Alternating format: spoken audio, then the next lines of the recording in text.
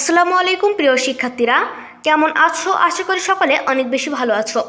আজকে তোমাদের ভিডিওটি তৈরির টপিক তোমরা দেখে এসেছো এবং আমি বলছি ভিডিওটি তৈরির মূল কারণ হচ্ছে আগামীকাল 4ই আগস্ট তোমাদের যে ছোট ভাই বোনরা আছে প্রাইমারিতে পড়ে তাদের স্কুল কালকে খোলার কথা ছিল, কিন্তু সেটা বন্ধ ঘোষণা করা হয়েছে।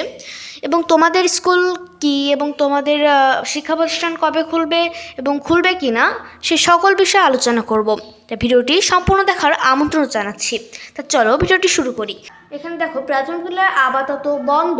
প্রাথমিক ও গণশিক্ষা মন্ত্রণালয় প্রাথমিক ও গণশিক্ষা মন্ত্রণালয় থেকে বলা হয়েছে যে প্রাথমিক বিদ্যালয় আপাতত বন্ধ।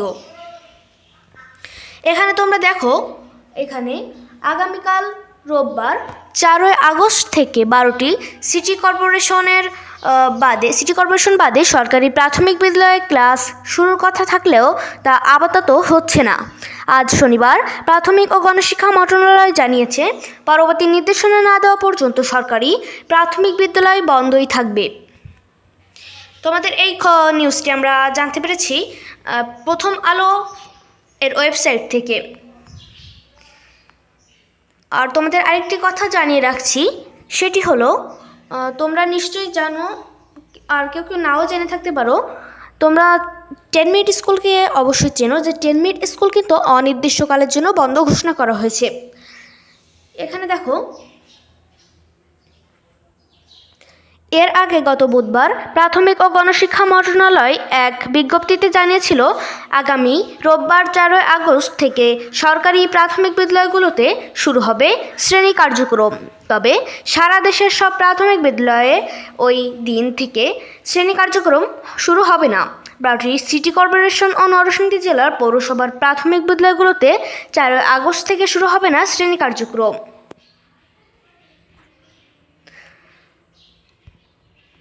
তোমরা জানো বর্তমান দেশের অবস্থা খুবই খারাপ এবং নতুন করে আবার অবস্থা অবনতির দিকে যাচ্ছে। আজকে হলো তোমাদের 3 তারিখ, 3 আগস্ট।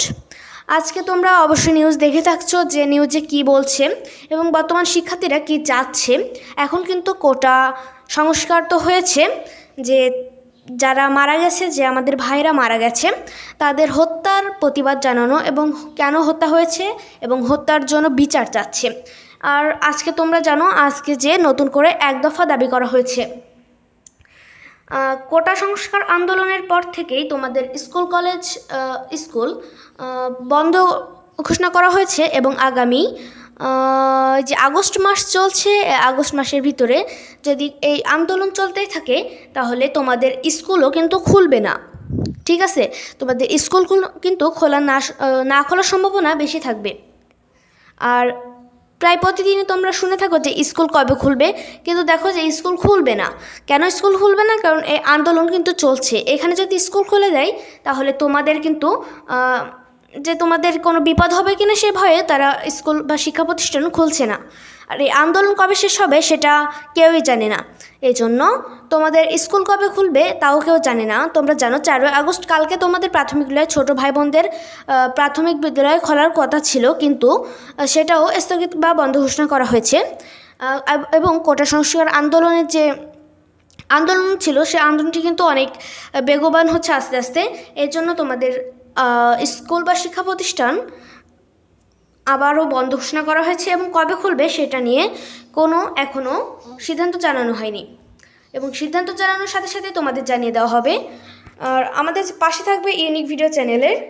ধন্যবাদ ভিডিওটি দেখার জন্য এবং তোমার বন্ধুদের কাছে শেয়ার করে দিবে ভিডিওটি। আর ভিডিওটি ভালো লাগলে একটি লাইক দিবে। তো দেখা হচ্ছে পরের নতুন কোনো ভিডিওতে। ততক্ষণ পর্যন্ত ভালো থাকো, সুস্থ থাকো, টেক কেয়ার, আল্লাহ হাফেজ।